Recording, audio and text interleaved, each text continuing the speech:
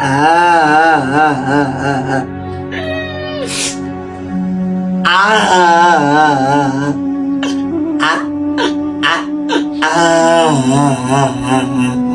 কান্দস করে কিছে তোর?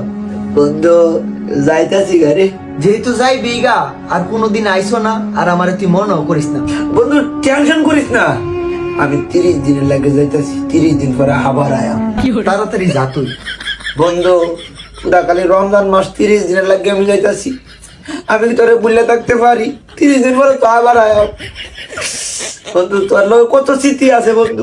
হে তুঙ্গা জুম্মা নামাজের দিন তুই নামাজ হইতে চাইছ, আমি তোরে কয়ে দিছি তুই মসজিদে জিলাপি দিত না, যাইস না, ঘুমায় বলতো ফজর আদারের সময় উঠতে নামাজ হইতে চাচ্ছে, তোরে ঘুম পাতায় দিছি, নামাজে যাওয়ার লাগে দিছি না। বন্ধু বন্ধু রে, তোরে যাওয়ার আগে একটা কথা কয়ে যাই।